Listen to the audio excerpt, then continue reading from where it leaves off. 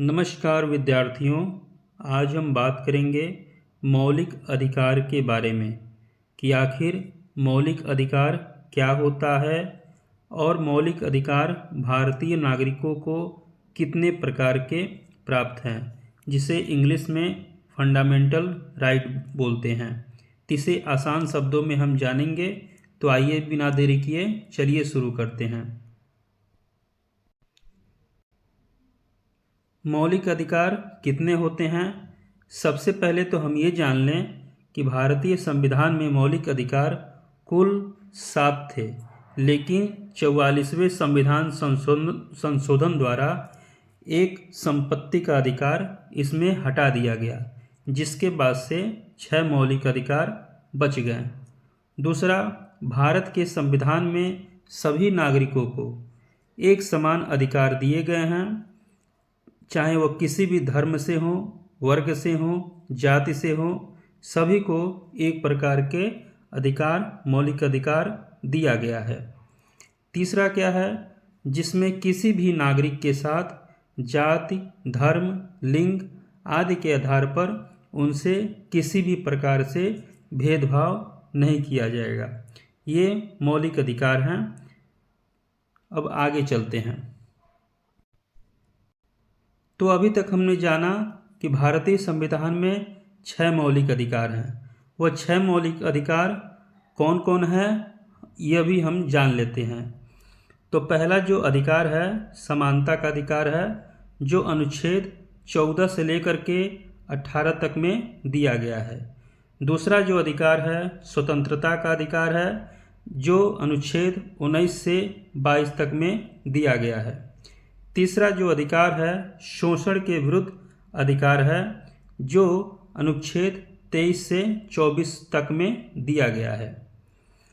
इसे आप अपने कॉपी में नोट करते रहिएगा।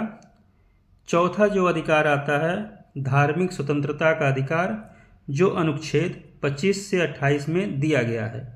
अनुच्छेद 29 और 30 में संस्कृति और शैक्षिक अधिकारों की बात की गई है, और अनुच्छेद 32 में संवैधानिक उपचारों का अधिकार बताया गया है, जो आखिरी छठा अधिकार है।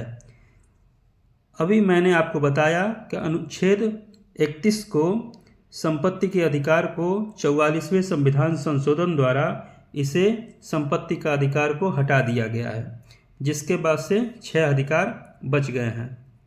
अब आगे बढ़ते हैं, आगे जानेंगे एक एक अधिकार को विस्तार से। पहला जो है समानता का अधिकार, जो अनुच्छेद 14 से लेकर के 18 तक में दिया गया है। कानून के समक्ष समानता का जो अधिकार है अनुच्छेद 14 में दिया गया है, जिसमें सभी धर्म जाति के लोगों के साथ एक समान कानून लागू होगा। दूसरा है अनुच्छेद 15, जिसमें ये कहा गया है कि वो किसी भी जाति का हो, इस देश का, भारत देश का नागरिक हो, किसी भी जाति का हो, लिंग का हो, किसी भी धर्म का हो, किसी भी मूल वंश के आधार पर भेदभाव नहीं किया जाएगा। बच्चों और महिलाओं को विशेष सुरक्षा प्रदान किया जाएगा। ये अनुच्छेद 15 में लिखा गया है। सार्वजनिक जगहों पर प्रत्येक नागरिक को अवसर की समानता दिया गया है अनुच्छेद 16 के तहत। अनुच्छेद 17 के तहत अस्पृश्यता का अंत किया गया है। अस्पृश्यता का मतलब होता है छुआछूत।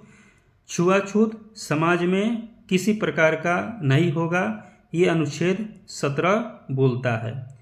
भारतीय संविधान के अनुच्छेद 18 में भारत का कोई भी नागरिक हो, किसी अन्य देश से बिना राष्ट्रपति की अनुमति से, आज्ञा से कोई भी पुरस्कार स्वीकार नहीं करेगा। यह अनुच्छेद 18 में दिया गया है। तो ये था समानता का अधिकार। अब हम दूसरे अधिकारों पर चलेंगे। अब हम बात करेंगे स्वतंत्रता का अधिकार, जो अनुच्छेद 19 से लेकर के 22 तक में दिया गया है।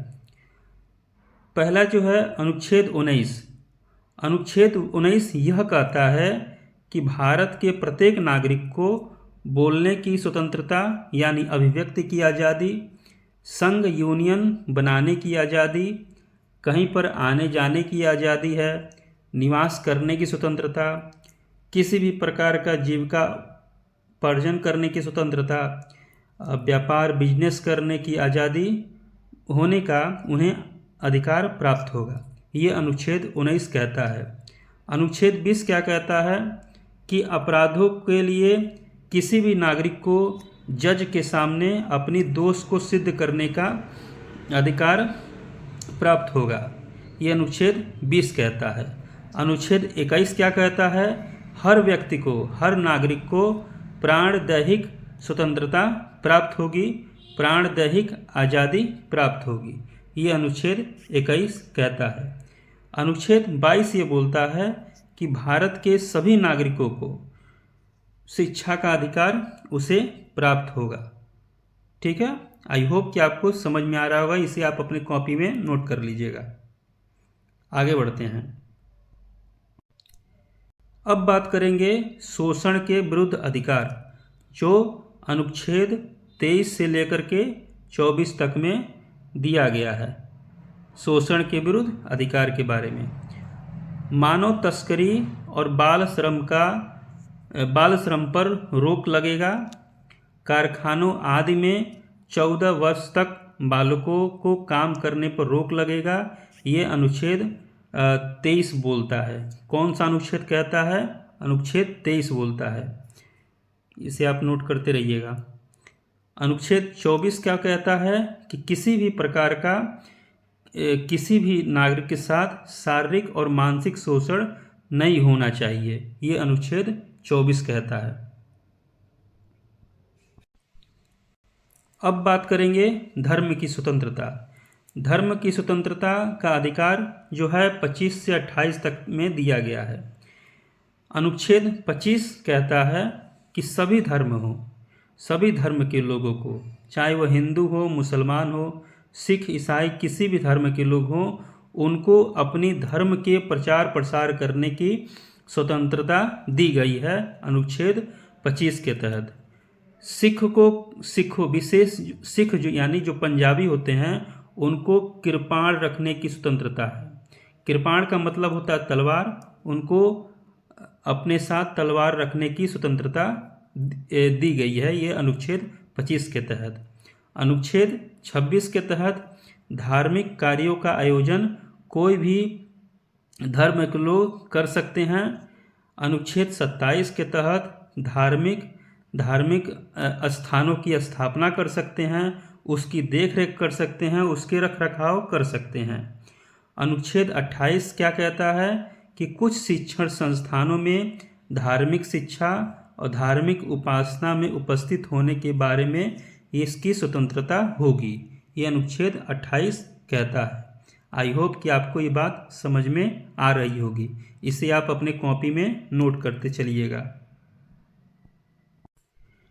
अब हम बात करेंगे संस्कृति और शिक्षा से संबंधित अधिकार के बारे में, जो हमें 29 से 30 तक में दिया गया है। अनुच्छेद 29 क्या कहता है कि किसी भी जाति, लिंग, धर्म, वर्ग के नागरिकों को अपने संस्कृति को सुरक्षित रखने, भाषा और लिपि को बचाए रखने का अधिकार होगा। इसको फिर से एक बार ध्यान से सुन लीजिए कि किसी भी जाति के हों, लिंग के हों, धर्म के हों, वर्ग के नागरिक हों, उनको अपनी संस्कृति को सुरक्षित रखने का अधिकार है, उनको अपनी भाषा को बचाने का अधिकार है, उनको अपनी लिपि मतलब लिखावट को बचाए रखने का अधिकार होगा, और शिक्षा संस्थानों की स्थापना करने का भी अधिकार होगा। ये अनुच्छेद 29 कहता है। कौन अनुच्छेद कहता है? अनुच्छेद 29 कहता है। अनुच्छेद 30 क्या कहता है कि जो भारत में अल्पसंख्यक हैं, अल्पसंख्यकों को उनकी विरासत और संस्कृति को सुरक्षित करने का उन्हें अधिकार होगा। ये अनुच्छेद 30 कहता है अल्पसंख्यकों के बारे में। अब हम बात करेंगे संवैधानिक उपचारों के अधिकार के बारे में, जो 32 से 35 तक में दिया गया है। यदि किसी नागरिकों को मौलिक अधिकारों का उल्लंघन होता है तो वह संविधान के उपचार की गारंटी देता है। सरकार किसी नागरिकों के अधिकारों का हनन या उन पर रोक नहीं लगा सकती है। जब भी अधिकारों का उल्लंघन होगा तो पीड़ित पक्ष अदालतों का दरवाजा खटखटा सकता है। ये अनुच्छेद 32 से 35 तक में दिया गया है। अब हम बात करेंगे मौलिक अधिकारों की विशेषताओं के बारे में। देखिए, यदि किसी कानूनी अधिकार का उल्लंघन किया जाता है किसी नागरिक के प्रति, तो वह पीड़ित व्यक्ति निचली अदालतों में न जा करके सीधे सुप्रीम कोर्ट में जा सकता है, वहाँ का दरवाज़ा खटखटा सकता है। मौलिक अधिकार भारत के सभी नागरिकों पर लागू होता है, चाहे वह किसी भी धर्म का हो, चाहे वह किसी नस्ल का हो, जाति का हो, लिंग का हो, वर्ग का हो। सभी नागरिकों के लिए मौलिक अधिकार एक ही हैं। मौलिक अधिकार भारत के सभी नागरिकों पर लागू होता है। भारतीय संविधान के जो मौलिक अधिकार हैं उसकी विशेषताओं में से कुछ विशेषताएं यहाँ भी दी गई हैं। वह विशेषता ये है कि मौलिक अधिकार न्याय संगत है, कानून के समक्ष समानता का अवसर देता है, सभी धर्म के लोग कानून के सम्मुख एक समान हैं, जीवन और स्वतंत्रता की भी सुरक्षा प्रदान करता है। जो मौलिक अधिकार है, मौलिक अधिकार वाक यानी बातचीत करने की और अभिव्यक्ति की स्वतंत्रता हम सभी को प्रदान करता है। अभी मैंने आपको बताया धर्म की स्वतंत्रता भी मौलिक अधिकार प्रदान करता है, चाहे किसी भी धर्म के लोग हों, धर्म की स्वतंत्रता प्रदान करता है। विरोध करने का भी अधिकार हमें मौलिक अधिकार देता है, हमारा संविधान हमको देता है, प्रोटेस्ट करने का अधिकार देता है। दूसरा ये है शिक्षा का अधिकार, हमें शिक्षित होने का, पढ़ने लिखने का जो हमारा संविधान है हमें अधिकार देता है।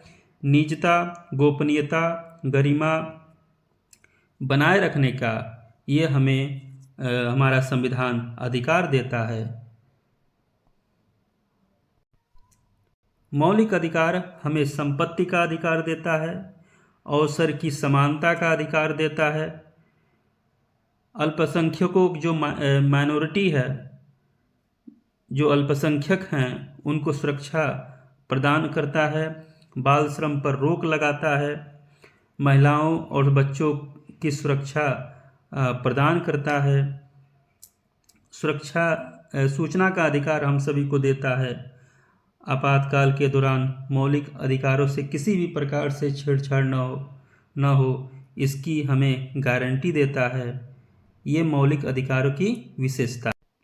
तो थैंक यू आप सभी को वीडियो पसंद आया तो लाइक कीजिए, अपने दोस्तों के साथ शेयर कीजिए ताकि उनको भी मौलिक अधिकार के बारे में पता चले, और सब्सक्राइब जरूर कीजिए। Thank you so much.